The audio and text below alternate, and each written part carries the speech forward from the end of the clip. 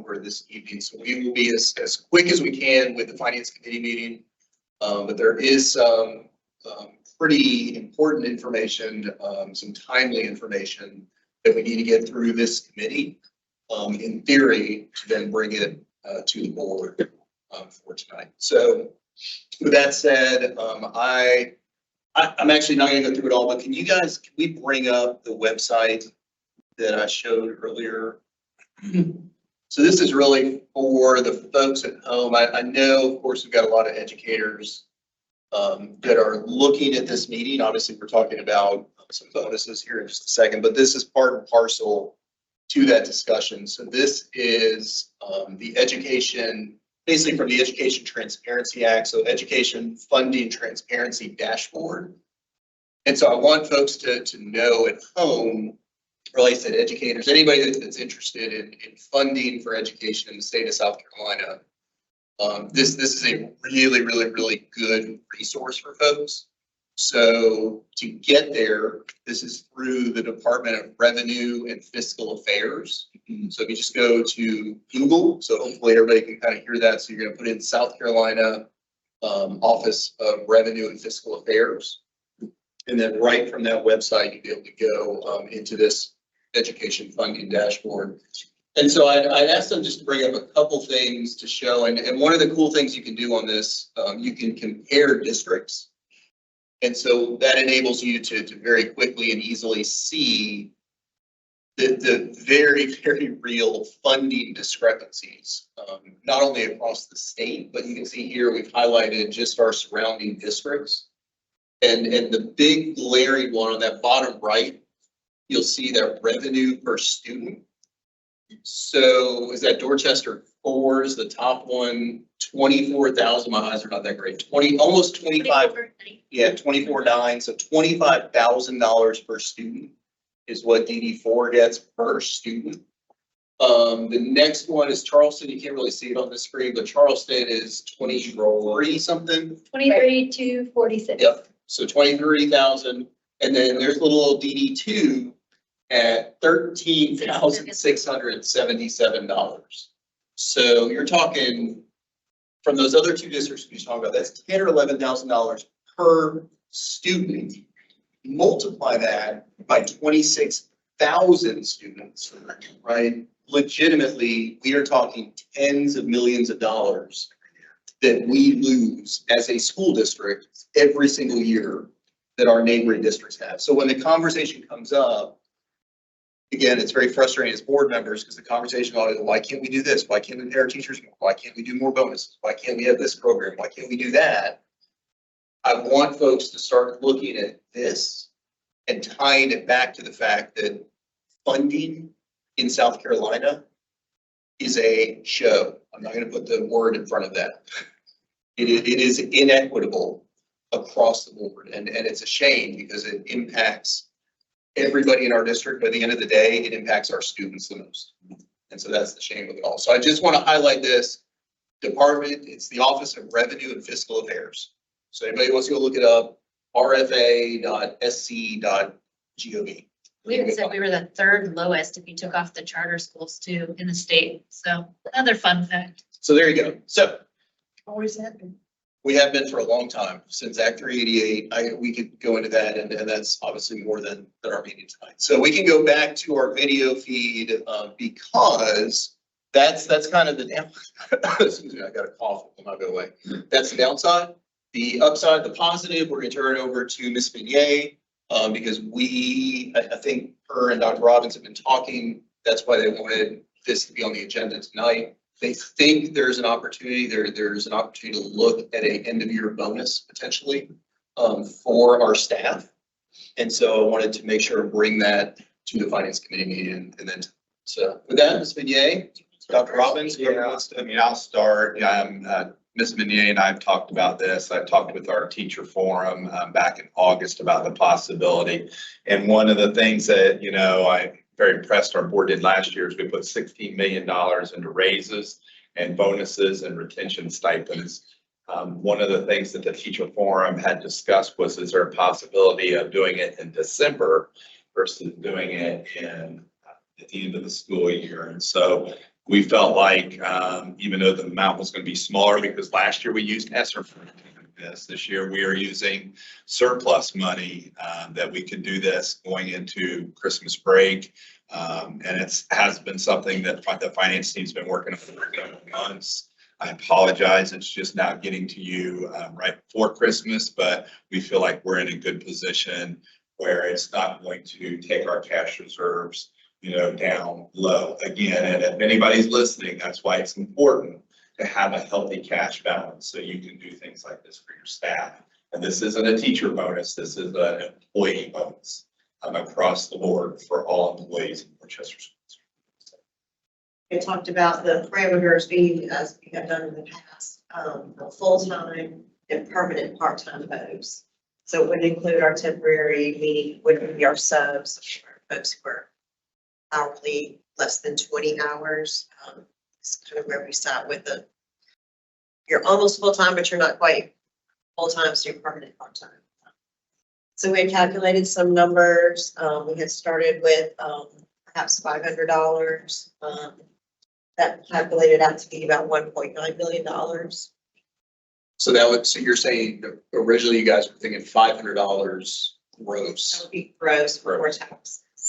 Okay, so really that would be less going to the staff, whatever their tax bracket is, all this stuff, okay? So we were looking at our totals because our auditors are here and they'll present our audit tonight. The overview of our audit. We had talked about this ever since we came into this new year, that we knew we were going to have some savings from last year that were one-time monies. So we looked at some other numbers too. So to try to do closer to a $500 net after taxes, that would bring you up to, we would have to, the gross would be closer to $725. So for the employer portion of that, we don't have to pay retirement on a bonus. We would just have to pay for the FICA. So that would, it's $725 across the board, which gives you close to a net of $500 is $2.8 million for all our employees who are full-time and permanent part-time.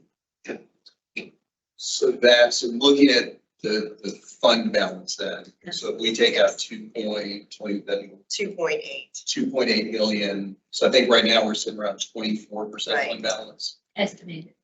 Yes. Yes. roughly 24%. Right. Everybody keep in mind the Office of Financial, GFOAA, too many A's, GFOA. Would like us to have 17%, 16.67. So we're over that, so we're in good shape. So this would then, what percentage do you think? I think we'll bring it down 1%. It'd still be at 23%. So we'd still be keeping a healthy fund balance. And we've never had this before because we were always capped at the 15%. It's very important for us to keep that healthy fund balance. So the important thing though for y'all to remember is this is a one-time, based on favorable exchange. And that favorable exchange is unfortunate. It is, we've got positions that we're budgeting for that we haven't been able to hire those positions. So we can't make it a consistent thing necessarily because we're still recruiting and trying to fill those positions, in our school district. But that would allow us to even then maybe possibly take a look at what an end of the year, or not really an end of the year, but what do we do when we look at the contracts for the following school year look like, so that we So it can, gives us a little bit. it gives us wiggle room to keep pace with our neighbors. Did you say the industry standard was a little bit different than the recommendations? So the industry standard minimum recommendations, I meant like 18.6. 16.67%, which is 2 months, and the state minimum, which will put you on fiscal watch, is 8.33. So that's 1 month. Yeah. We need 2 months. You can do to 8%. Yeah, but it hurts your bond rating. I just want people to understand why it was important, that there is a minimum, that it is important to keep a certain amount in there for, I don't know if anyone wants to elaborate. Well, I've shared with several of you when we went into the pandemic and we got the ESSER money in the state of South Carolina, we had to spend our general fund cash and then get reimbursed from the state. So if you don't have a good cash balance in there, then what some districts had to do in the state is borrow money than to spend money than to be reimbursed for money. The other thing is there are different times of the year when our bond payments are due. So we're not always up at this point. You know, you get to a certain point and then it goes down throughout the course of the year when you're making bond payments versus when you're getting your revenue from the local government and the state. Right, right. Down, Right. fund balance right now, about $60 million. We had, if it's our fund balance, $60 million, we need those 2 months worth. And then when we get starting to get our property tax revenue. It's gonna start to build back in. So I think those are the numbers that we've got, correct? Yes. Any motions coming out of the committee? So it sounds like we can feasibly do $725 for all staff, permanent, part-time and full-time. Not drop our fund balance, not putting us in any sort of danger or situation. And so if everybody's open to that, then we just need a motion. Then I make a motion to accept the proposed salary bonuses for all of the employees as stated.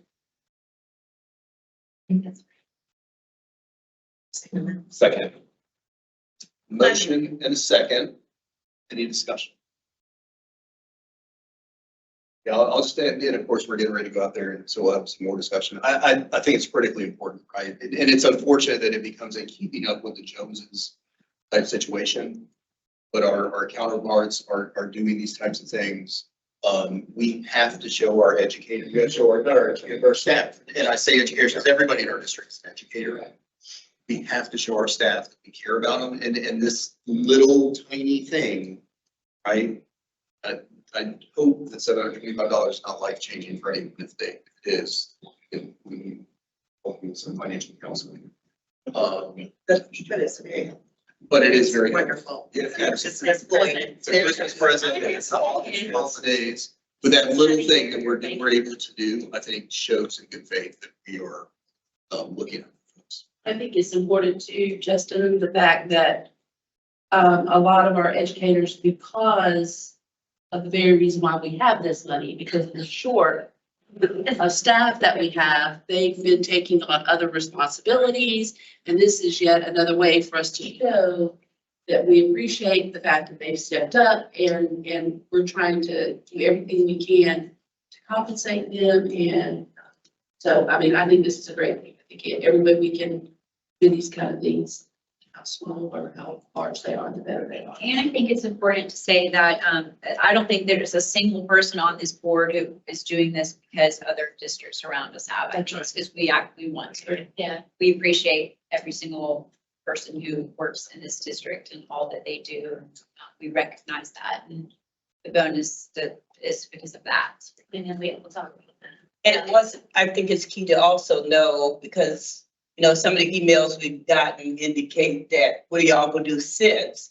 No, this discussion Has been happening. had been happening from near the very beginning of the year as to what can we do continuously to let them know that we're thinking of them and care. So I'm just trusting that in some small way, we said, Merry Christmas, we appreciate you, and we look forward to a better new year.